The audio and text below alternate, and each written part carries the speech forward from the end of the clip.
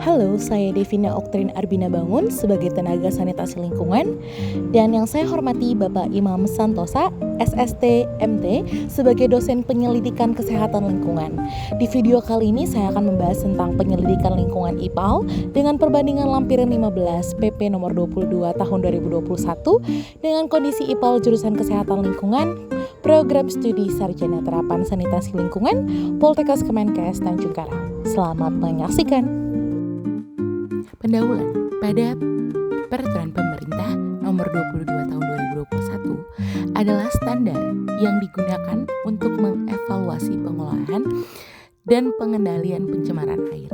Dokumen ini mengatur berbagai aspek, mulai dari kelengkapan titik koordinat dan kualifikasi personel hingga infrastruktur seperti pemisahan saluran air limbah dan saluran air hujan serta kewajiban pemantauan dan pelaporan. Teori pengolahan IPAL. Yang pertama, pretreatment. Pretreatment terdiri dari screen, bak penangkap lemak, bak ekualisasi. Kedua, primary treatment. Di dalam primary treatment terdapat bak sedimentasi. Ketiga, secondary treatment. Di dalam secondary treatment ada bak anaerob biofilter dan bak aerob biofilter. Keempat, tertiary treatment. Di dalam tertiary treatment ada klorinasi, bak lumpur. Yang kelima, advanced treatment, yaitu daur ulang air limbah. Penyelidikan IPAL Kampus Poltekkes Tanjung Karang jurusan Kesehatan Lingkungan. Yang pertama, pretreatment. Screen tidak ada, melanggar dan tidak sesuai. Bak penangkap lemak ada, tidak melanggar dan sesuai. Kedua, primary treatment. Bak sedimentasi ada, tidak melanggar, sesuai. Ketiga, secondary treatment. Bak anaerob ada, tidak melanggar, sesuai. Bak aerob biofilter ada, tidak melanggar, sesuai. Keempat, tertiary treatment. Klorinasi tidak ada, melanggar, tidak sesuai. Bak lumpur ada, tidak melanggar, sesuai. Advanced treatment, daur ulang air limbah, tidak ada, melanggar, tidak sesuai. Pre-treatment, screen, arti alat penyaring kasar untuk memisahkan padatan berukuran besar seperti plastik, daun, sampah dari aliran limbah. Tujuan mencegah penyumbatan dan kerusakan pada peralatan di tahap berikutnya. Bak penangkap lemak, arti bak khusus untuk memisahkan minyak dan lemak dari air limbah. Tujuan mengurangi kandungan lemak yang dapat mengganggu proses biologis dan mengendap di pipa. Bak ekualisasi, arti bak penampung yang menampung air limbah sementara untuk mencampur dan menyimbangkan debit serta konsentrasi polutan. Tujuan menstabilkan kualitas dan kuantitas limbah sebelum diolah lebih lanjut. Primary treatment, bak sedimentasi, arti bak yang memungkinkan partikel padat berat mengendap ke dasar. Tujuan mengurangi total padatan tersuspensi sebelum masuk proses biologis. Secondary treatment, bak aerob biofilter, arti unit pengawal biologis tanpa oksigen yang memanfaatkan mikroorganisme anaerob untuk mengurangi bahan organik. Tujuan mengurangi beban organik dalam polutan. Bak aerob biofilter, unit pengolahan dengan suplai oksigen untuk mikroorganisme aerob. Tujuannya mengurangi senyawa organik tersisa dan menurunkan kadar BOD atau COD.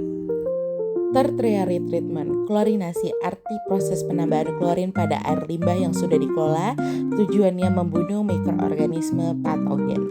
Bak lumpur, arti tempat penampungan lumpur hasil pengolahan. Tujuan mengolah lumpur agar tidak mencemari lingkungan. Advanced treatment, daur ulang air limbah, arti proses pengolahan tambahan agar air limbah dapat digunakan kembali. Tujuan menghemat sumber daya air dan mengurangi beban pencemaran.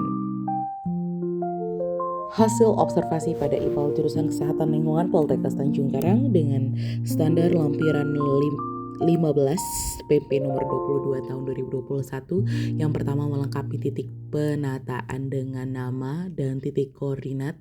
Di kondisi IPAL Poltekkes ada ya keterangannya sesuai. Nomor 2, melengkapi titik pembuangan air limbah atau outfall dengan nama dan titik koordinat. Di kondisi IPAL Poltekkes ada tetapi belum terupdate. Keterangan koordinat perlu direvisi. Ketiga, melengkapi titik pemantauan pada air permukaan, air tanah, dan tanah dengan nama dan titik koordinat. Kondisi IPAL Poltekkes tidak ada. Keterangannya perlu penambahan titik pantau. Keempat, menggunakan metode pemantauan sesuai standar yang ditetapkan untuk pemantauan air limbah secara manual. Kondisi IPAL Poltekkes sebagian sesuai, keterangan SOP belum sesuai SNI terbaru. Kelima, memiliki penanggung jawab pengendalian pencemaran air yang memiliki sertifikat kompetensi, ada keterangannya sesuai. 6, tidak memiliki operator instalasi pengolahan air limbah yang memiliki sertifikat kompetensi, ada sesuai. Yang ketujuh, tidak memiliki dan tidak melakukan sistem manajemen lingkungan, ada sedang dalam proses implementasi, perlu implementasi penuh. Yang kedelapan, tidak melaporkan kewajiban pengendalian pencemaran air, dilaporkan secara berkala, keterangannya sesuai. Kesembilan, menyampaikan laporan kinerja dengan format yang benar. Kondisi IPAL Poltekkes sesuai, keterangannya sesuai. 10, memasang alat pemantauan air limbah secara otomatis. Kondisi IPAL Poltekkes tidak ada. Keterangan perlu pemasangan alat jika diwajibkan. 11, menghubungkan data hasil pemantauan otomatis ke sistem Kementerian LHK. Kondisi IPAL Poltekkes tidak ada. Keterangannya sesuai. Poin 10. Ke-12, pemantauan air permukaan, air tanah di sekitar IPAL. Kondisi IPAL Poltekkes tidak dilakukan. Keterangan perlu dilakukan monitoring. 13, memiliki rencana pengolahan dan pemantauan lingkungan, ada dan sesuai. 14, menggunakan laboratorium yang terintegrasi untuk pemantauan manual menggunakan lab terakreditasi KLHK sesuai. 15, menyampaikan laporan audit lingkungan hidup secara berkala, tidak mau diwajibkan, sesuai. Laksanakan sistem tanggap darurat pencemaran air, ada dan sesuai. Ke-17, melakukan perubahan persetujuan teknis sesuai ketentuan, tidak ada perubahan, sesuai. Memiliki sistem pengolahan air limbah yang memadai, ada berfungsi dengan baik, sesuai. Saluran air limbah tidak bocor, tidak menguap, sesuai, tidak ada masalah. Saluran air limbah terpisah dari saluran air hujan, belum terpisah, ada resiko tercampur. Ke-21, memiliki alat ukur debit air limbah, tidak ada dan perlu pemasangan. Ke-22, memasangkan kanan larangan dan penunjuk arah di area IPAL, ada dan sesuai. 23, tidak melakukan pengenceran untuk memenuhi baku mutu, tidak dilakukan dan sesuai. Ke-24, tidak melakukan pencampuran air limbah dengan limbah B3, tidak dilakukan dan sesuai. Ke-25, membuang emisi secara langsung atau pelepasan dadakan, tidak dilakukan dan sesuai.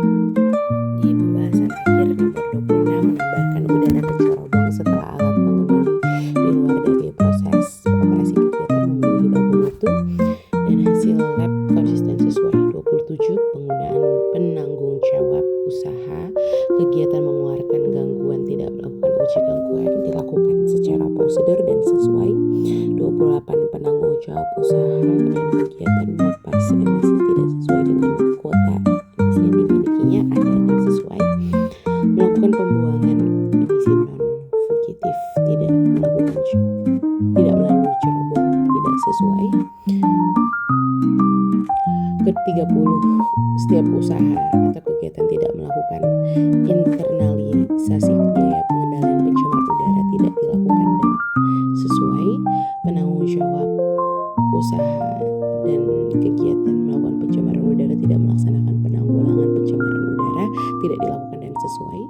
32, setiap orang yang melakukan pencemaran udara tidak melakukan pemulihan sesuai dengan sumber emisi yang dihasilkan, memenuhi batu mutu dan sesuai.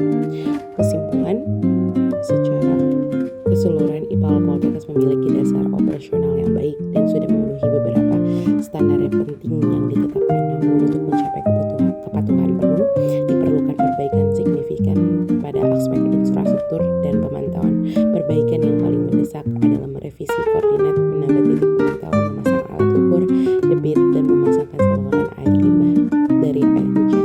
Ringkasan hasil observasi perbandingan dengan lampiran 15 PP nomor 22 tahun 2021, IPAL Poltekkes menunjukkan beberapa kepatuhan dan ketidaksesuaian. Aspek yang sesuai, IPAL memiliki penanggung jawab sertifikat, sistem pengelolaan air limbah berfungsi dengan baik, dan saluran air limbah yang tidak bocor. Laporan pengendalian pencemaran juga disampaikan secara berkala. Laboratorium digunakan untuk pemantauan manual sudah terakreditasi oleh KLHK. Praktik yang dilanggar seperti pengenceran dan pencampuran limbah B3 tidak dilakukan. Aspek yang perlu diperbaikan, terdapat beberapa ketidaksesuaian utama yang perlu segera ditangani. Lokasi pembuangan air limbah outfall perlu direvisi. Koordinatnya belum ada titik pemantauan untuk air permukaan, air tanah atau tanah di sekitar IPAL. SOP pemantauan belum sesuai dengan SSI yang terbaru. Selain itu, IPAL belum memiliki alat ukur debit air limbah dan saluran air limbah belum sepenuhnya terpisah dari saluran air hujan.